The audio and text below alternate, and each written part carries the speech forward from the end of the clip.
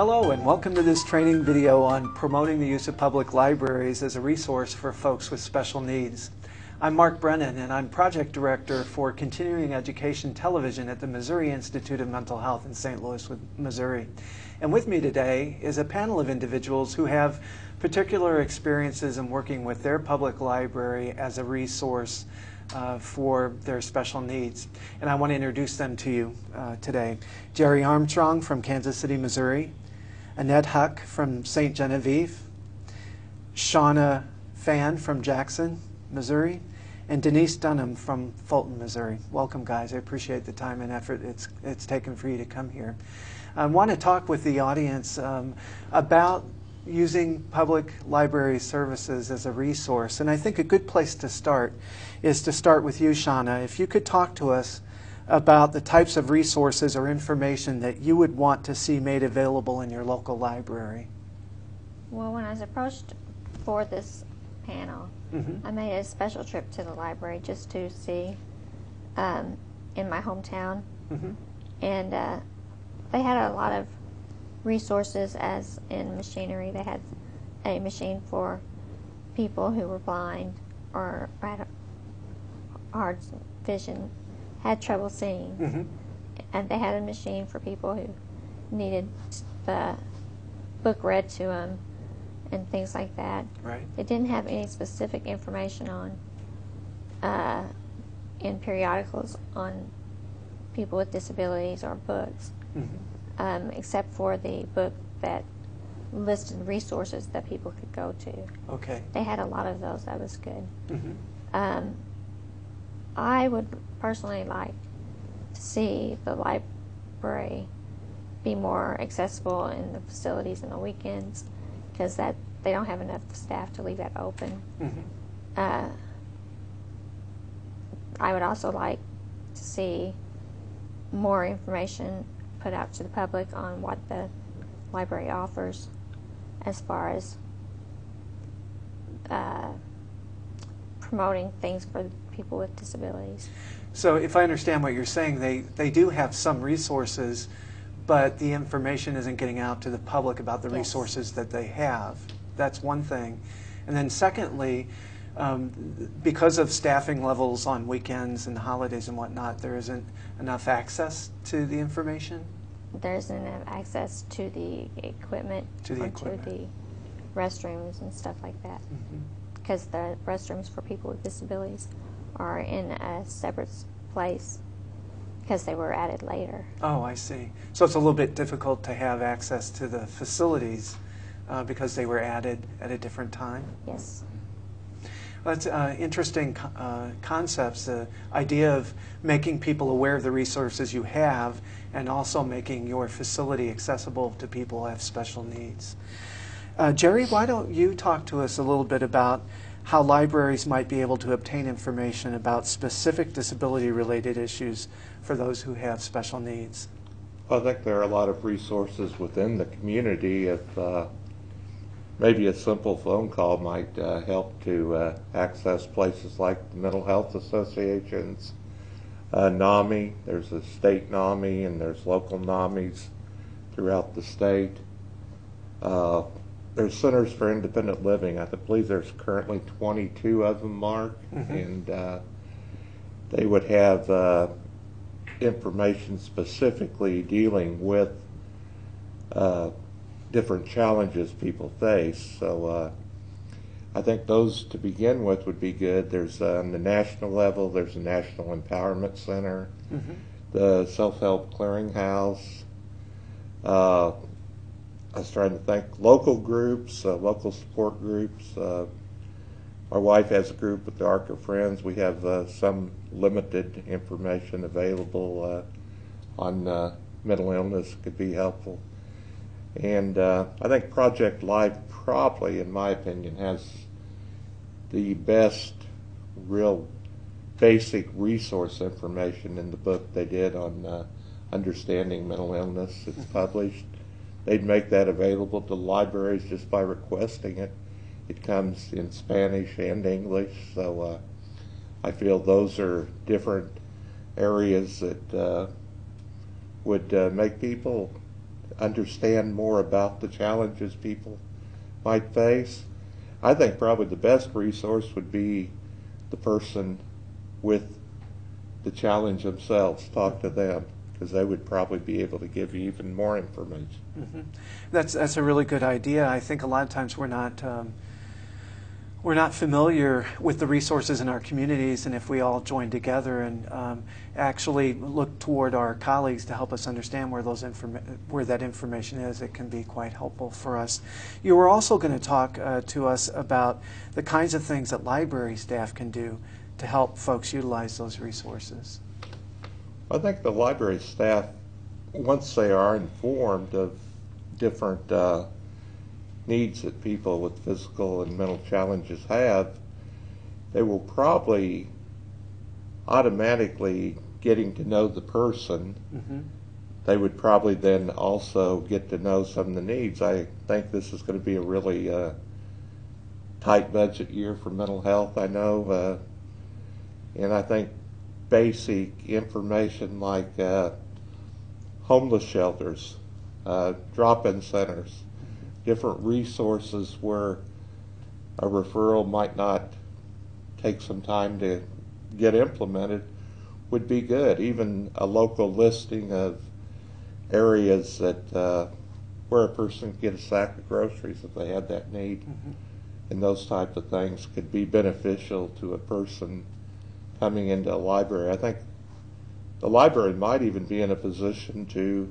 develop their own resource guide for people with physical and mental challenges.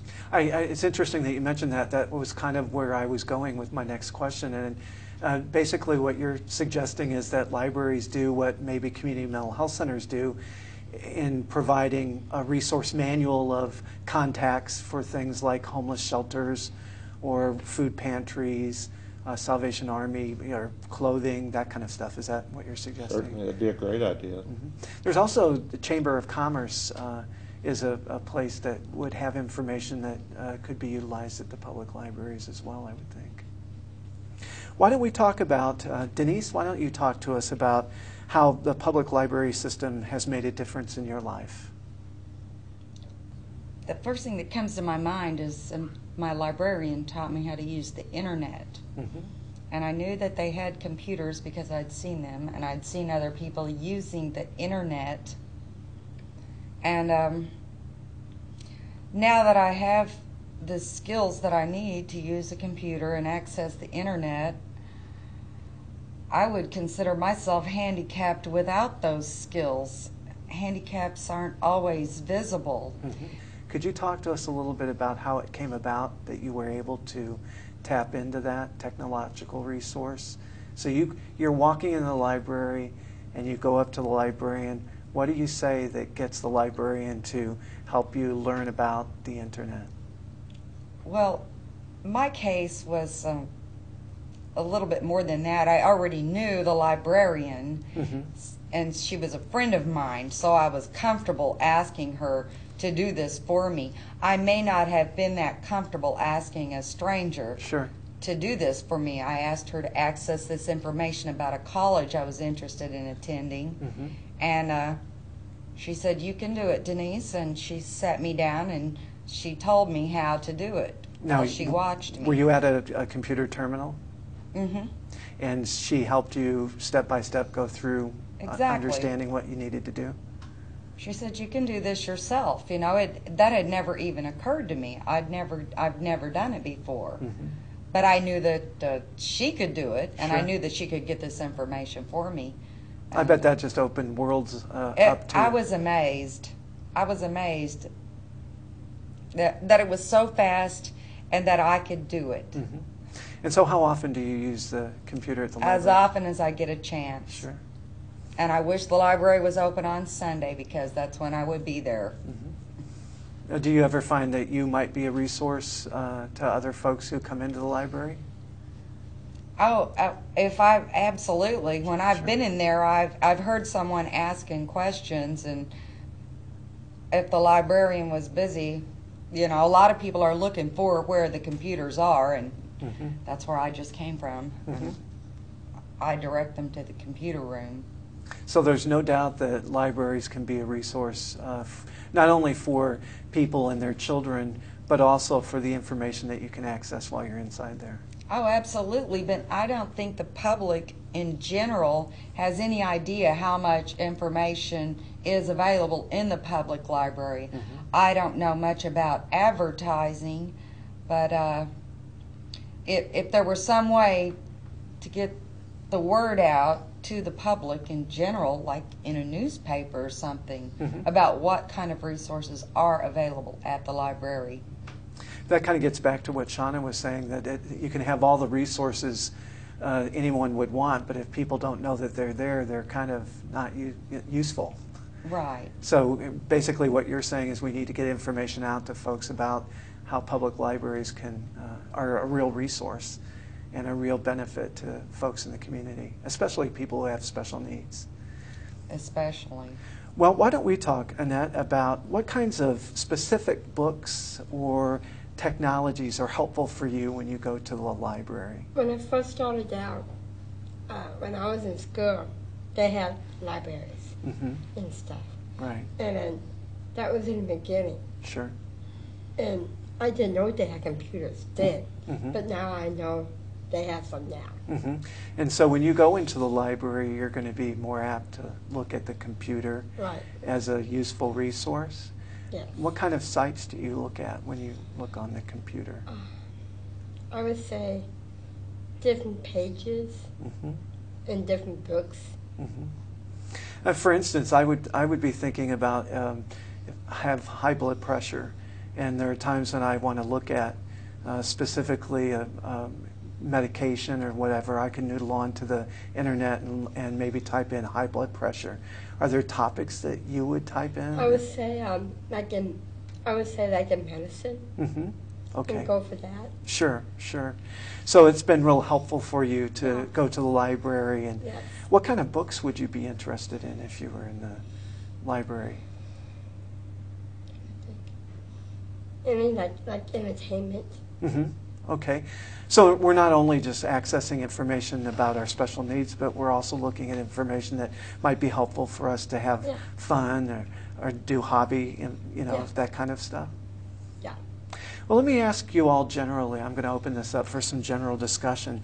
Why don't you talk to us about what people with special needs, how they should be addressed in terms of just the general public and in libraries in particular? I think I should just be addressed by your name. That's what we are. We're just like anyone else that you would meet in a library or any other public setting. I know I'm not identified by my illness, and I don't want to be identified by my illness. So I think that's really basically what people need. I think in anyone's case, that's really about all they're looking for, to be treated like anyone else.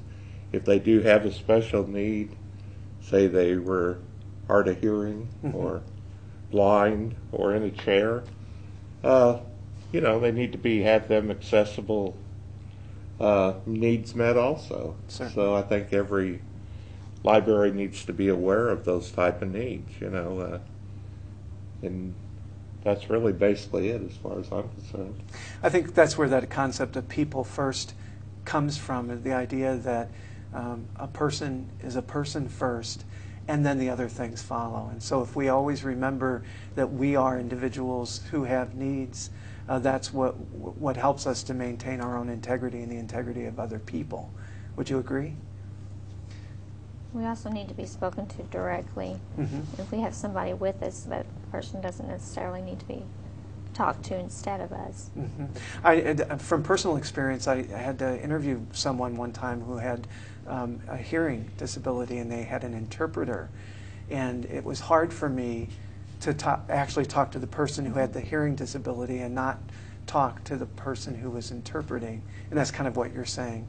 So we have to allow ourselves to address each other directly. I think another point I would like to make is I don't think most people I know that are physically or mentally challenged, they don't want to be talked down to like they're a little kid or something either. I think, we're adults. We're all adults here on this panel, and I think that's important to us also to be addressed as adults. That would be helpful also for the library system, library staff to know that. It sounds from your guys' experience as if you've had fairly good experiences with the library staff that you've worked with. Is that an accurate assessment? Well, before we close out of here, are there any final words that anyone would like to share with the audience about libraries as resources or your experience with them? Well, I think I was fortunate enough to work in a homeless project for mentally ill people, and actually the library in downtown Kansas City, Missouri is basically a lifeline for many homeless people because it gets them in out of the cold. And they've been very tolerant in our town with people with the mental illness that just want to come in and maybe look at a paper and get warm for a while. So Certainly. I think there's services that libraries perform that they're probably not even aware of. Those are the intangibles, Certainly. basically, the service. Well, I appreciate everyone's input today. You've helped us understand how important a resource libraries are for the community and in particular for people who have special needs. I would encourage the audience to review the key concepts and the glossary of terms before taking your test. For now, good health and good luck.